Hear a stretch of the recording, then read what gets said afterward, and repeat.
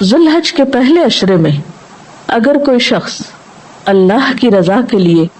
نیک کام کرتا ہے تو اس کا اجر و ثواب بھی عام دنوں کے مقابلے میں کئی گنا بڑھ جاتا ہے۔ اس کے بارے میں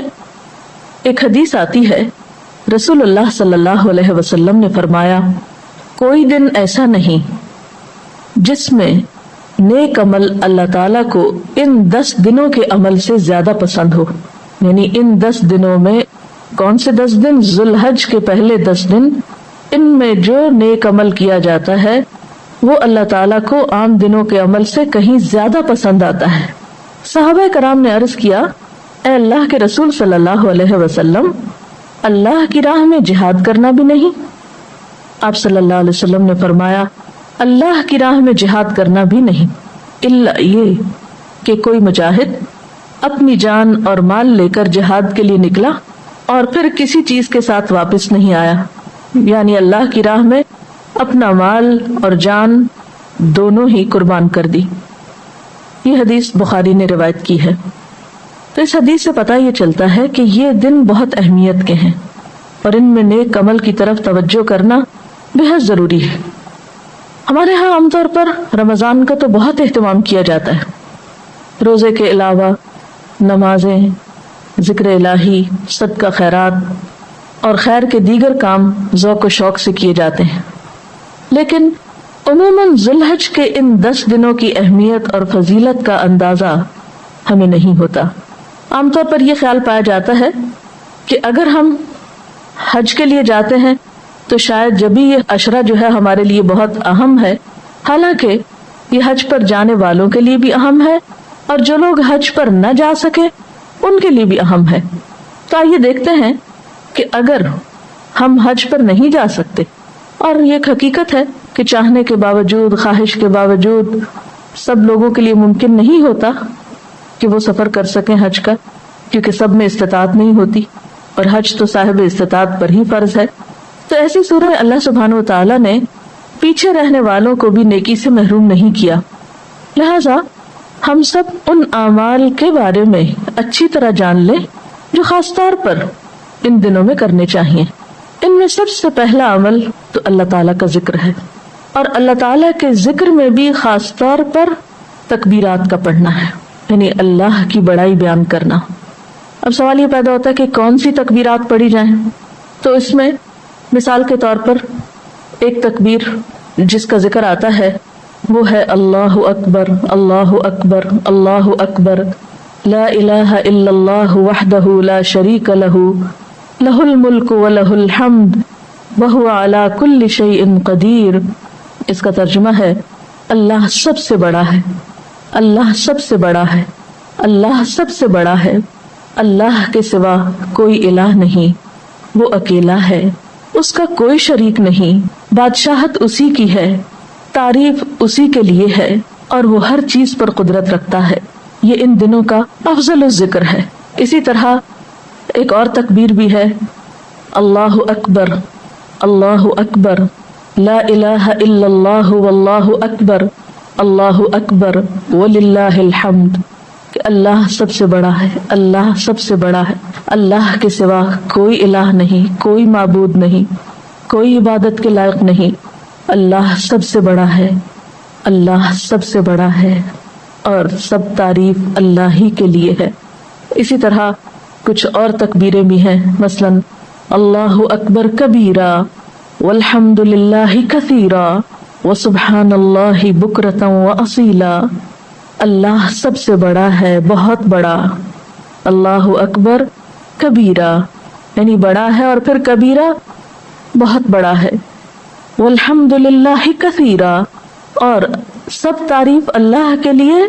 اور بہت کثرت کے ساتھ، یعنی صرف تعریف نہیں، بہت کثرت کے ساتھ تعریف،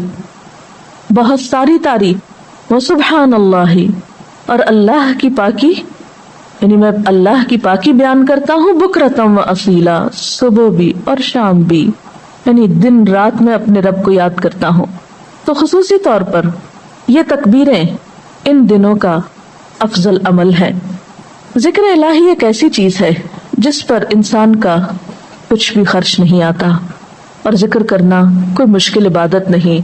चलते फिरते, उठते बैठते, आते जाते, काम काज करते, नमाजों के बाद, दिन में, रात में, जब आपका जी चाहे अल्लाह अकबर पुकारते रहिए। हम देखते हैं इमाम बुखारी रहमतुल्लाह अलैह रिवायत करते हैं कि सैयदना इब्न उमर रजी अल्लाह ताला अन्हो और सैयदना अबू हुरैरा रजी अल्लाह ताला अन्हो दोनों इन दिनों में यानी ज़िलहज के पहले अशरे में बाजार की तरफ निकल जाते और उनका मकसद कोई शॉपिंग वगैरह नहीं होती थी, बल्कि बाजार में चलते फिरते तकबीरें पढ़ते और उनकी तकबीरें सुनकर दूसरे लोग भी तकबीरें पढ़ने लगते। तो इससे भी पता चलता है कि बुलंद आवाज से पढ़ते थे ताकि दूसरों को भी याद दहानी हो जाए। हमारे लिए इसमें सबक यह है कि हम सिर्फ खुद ही नेक अमल ना करें बल्कि दूसरों को भी उसके बारे में बताएं। मसलन घर के अंदर आप अपने बच्चों को पढ़वा सकते हैं, अपने दोस्तों को इस अमल के बारे में बता सकते हैं, अपने काम की जगह पर अपने कोलीग्स को बता सकते हैं कि इन दिनों में ये जिक्र ज्यादा से ज्यादा किया जाए। और अगर तकबीर के सारे अल्फाज याद ना भी हों तो कम से कम अल्लाह अकबर की कसरत तो हो ही सकती है, क्योंकि ये दिन अल्लाह की बड़ाई बयान करने के हैं। जिक्र इलाही के अलावा खुसूसी तौर पर नमाजों के औकात की पाबंदी कीजिए। अव्वल वक्त की नमाज अफजल तरीन अमल है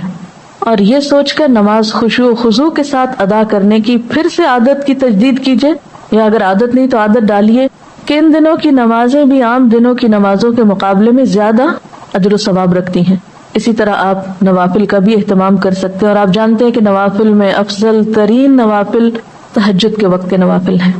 इन दिनों में खुसूसी तौर पर उसका एहतमाम किया जा सकता है। आम रूटीन की 5 वक्त की नमाजों के अलावा नवाफिल और नवाफिल के बाद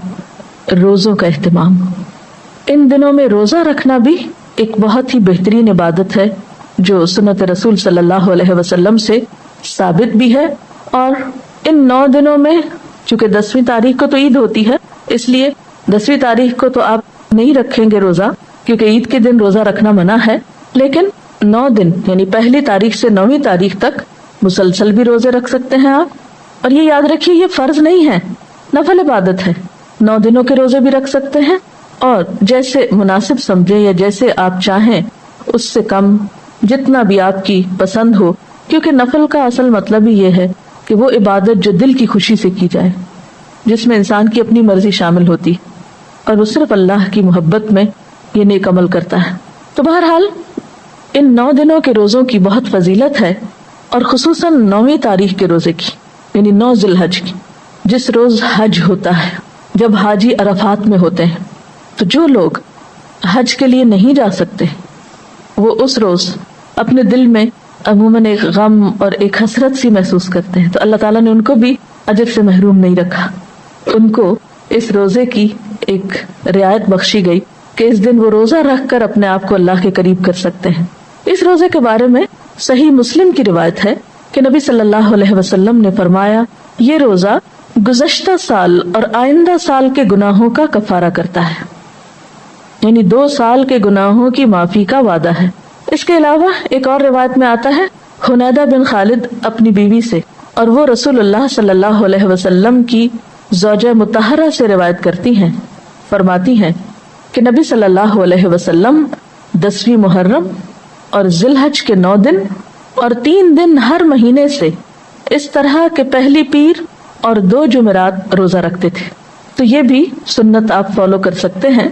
और इससे भी ये पता चलता है कि आप सल्लल्लाहु अलैहि वसल्लम ने